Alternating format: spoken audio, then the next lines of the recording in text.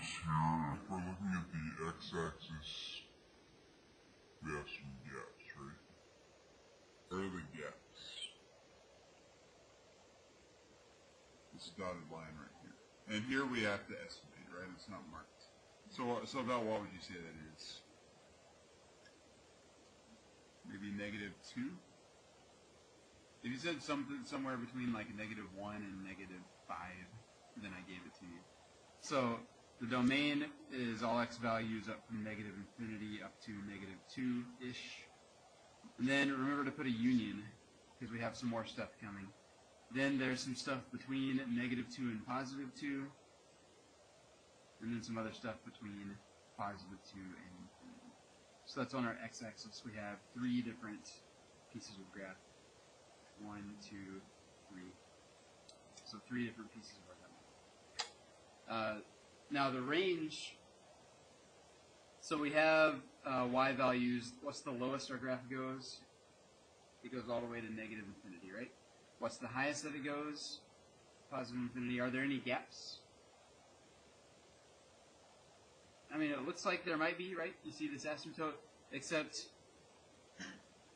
there is actually a point right here where our graph crosses that asymptote. So it actually has the y value 1 somewhere in there. So really all of the y values get used by the graph at some point because of this middle section of line. So the domain would be all real numbers here. Not the range. Or sorry, the range would be all real numbers, not the domain. Let's see, on number 12. So when we have dots, we can't really write our domain as an interval. It's not, say, all the stuff from 1 to 5. It's some of the stuff from 1 to 5, but which stuff? So we have to be a little bit more specific here. So here we would just list them. So what x values get used? Well, 1 does, and so does 2, and so does 2.5, and so does 3, and 3.5, like that. There's really not a better way to do that than just to list out the actual specific x values that get used. There's 4, 4.5, and 5. Okay, and same thing with the range. So here we've got y values, so I'll say y equals, and then what do we have? 60, 70, 75, etc. So we just list them out one at a time. So that's all the x values that get used, all the y values that get used. We can't write it as an interval because it's not all the stuff from one value to another. It's separate points. So we can actually list out those finite number of points. The domain here. Okay, so number 13, most of us got this. The domain is all real numbers. Any x value anywhere gets used by some piece of this line. So the domain would be all real numbers. I'll write it in interval notation. The range, however, is not all real numbers. It's all of a certain type of number.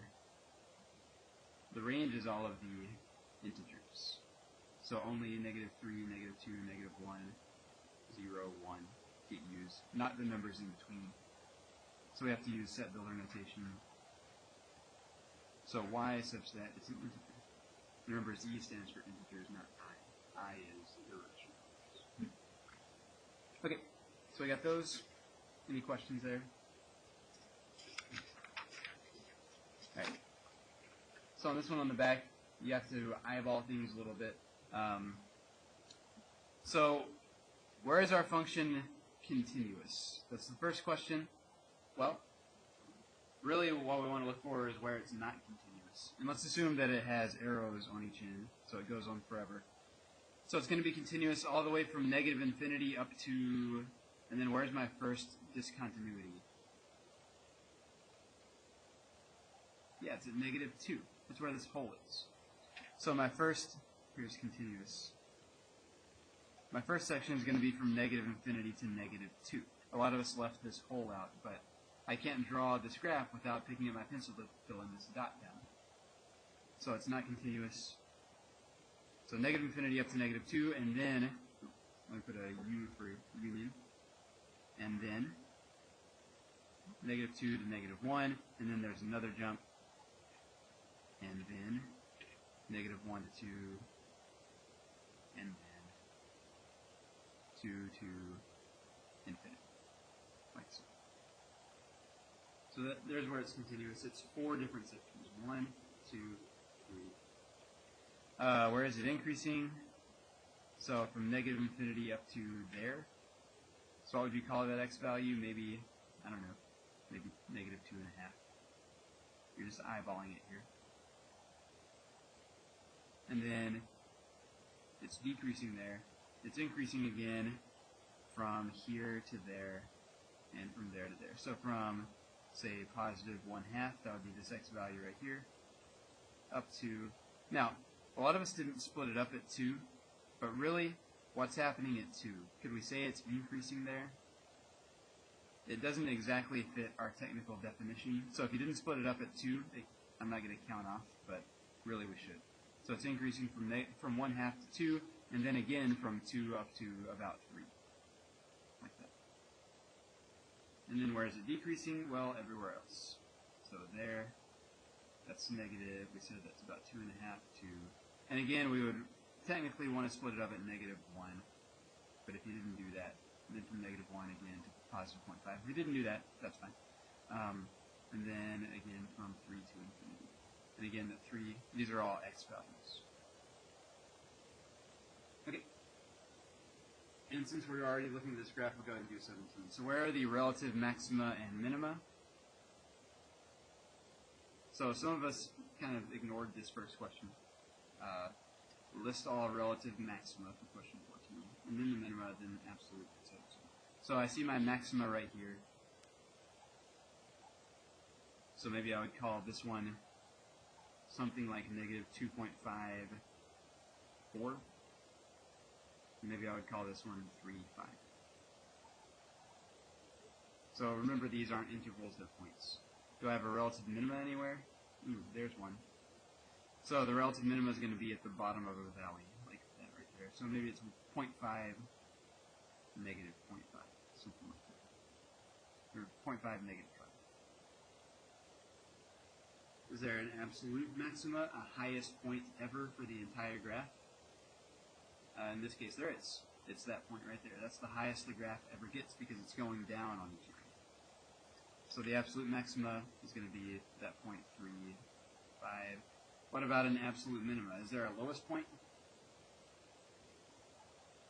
There's the lowest point that's shown, but what does this arrow mean?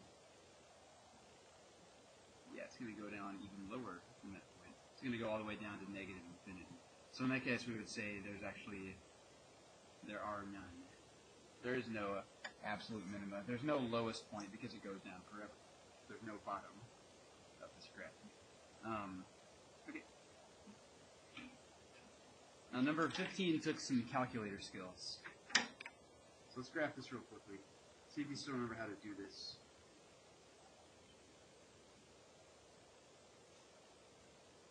So 99x squared minus 99x minus 9.9. And I'm going to start out in my standard zoom, see what it shows me. So here's what my graph looks like. Oh, okay, that's a pretty good looking graph, right? So what does my graph look like? There's a stick, and then there's some other stuff right there. It's kind of hard to tell, right? So a couple of things we can do here. Now, some of us like to try zoom fit. Let's see how that works here.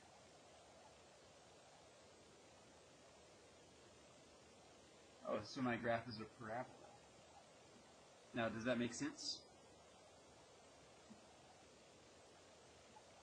What's the biggest power of x? X squared.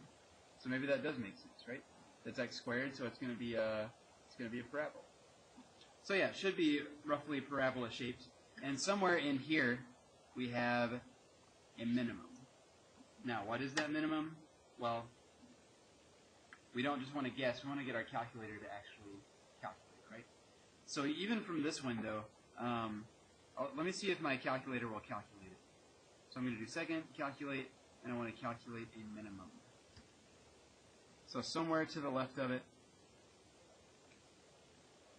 let's say right about there, and then somewhere to the right of it, So now I'm over, I can barely see my cursor, it's behind this thing.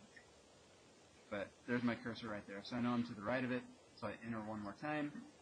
So calculate that minima for me, and there it is. So my graph is a parabola. The minimum is at 0.4999, which let's just go ahead and assume is really 0.5. And then negative 34.65.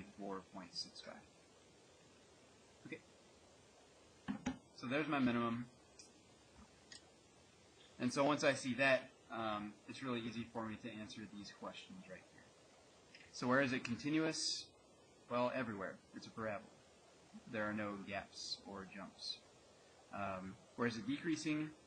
This side. Where is it increasing? This side. So it's increasing from 0.5 to infinity, and it's decreasing from negative infinity up to 0.5 on the x-axis. And of course I know my minima and maxima, so here I'm going to have no maxima because it goes up forever, relative or otherwise. But I do have a relative minima. That's the bottom of a hill. It's this point right here.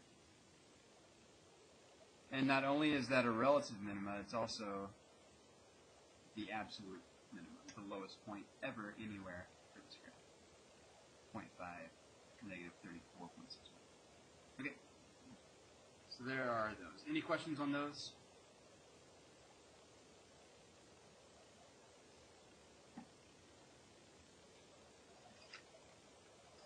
And this last one, we'll go through this real quick. So, average rate of change. When I see that word rate of change, I'm going to be thinking slope. y2 minus y1 over x2 minus x1. Okay. And to find the y values, of course, I need to take these. These are my x values. There's x1, there's x2. Those are my two x values. I need to actually find the y values. So I'm going to put my two x values on the bottom. But what are the y values? Secret math trick. Use your calculator.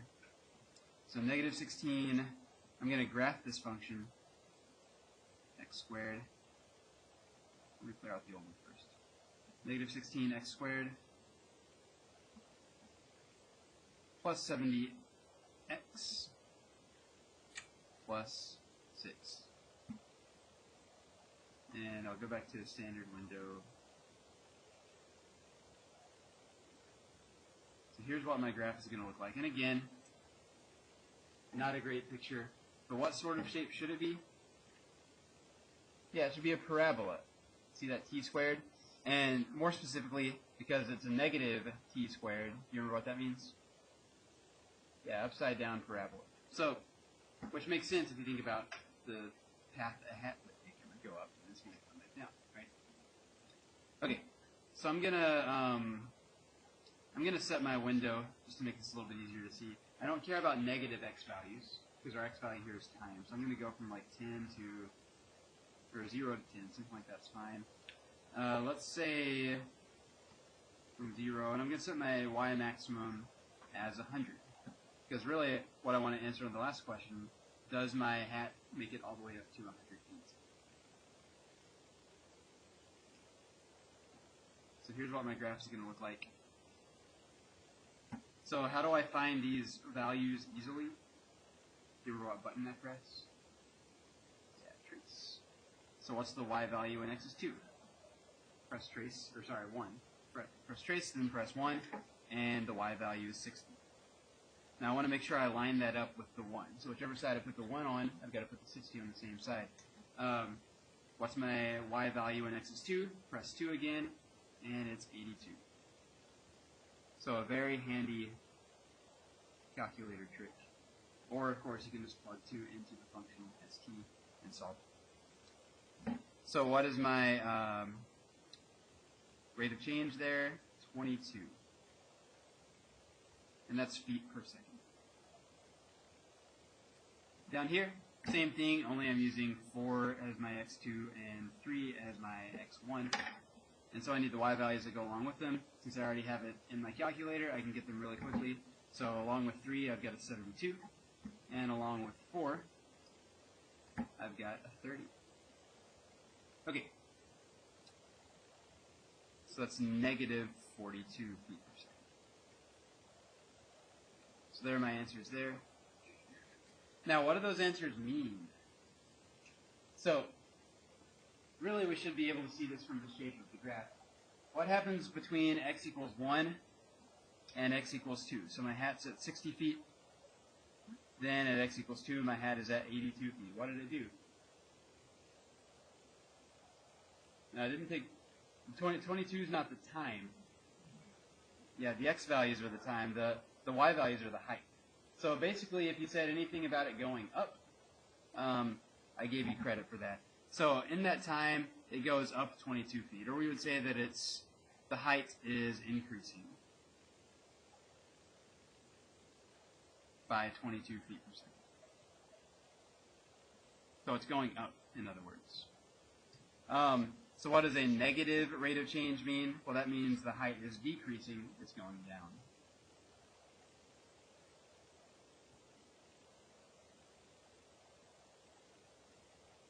So it's not the speed that's increasing or decreasing. So the hat is going up. Here, the hat is going down. There. That's the main point that I want you to get. A positive rate of change means it's going up. Negative rate of change means it's going down. So does it ever reach that 100-foot threshold? Well, there's the highest point that the hat reaches. Let's see how high it is. I can calculate it. Second calculates. I want to calculate a maximum. The maximum height. So set a left bound, set a right bound, press enter one more time, and the maximum height, which is the y value in this case, would be 82 feet. So does it ever get to 100 feet? Nope.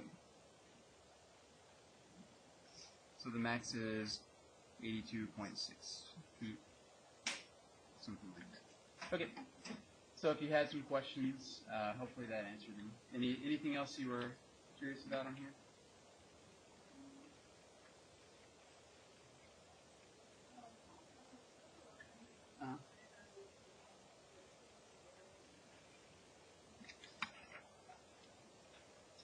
Oh,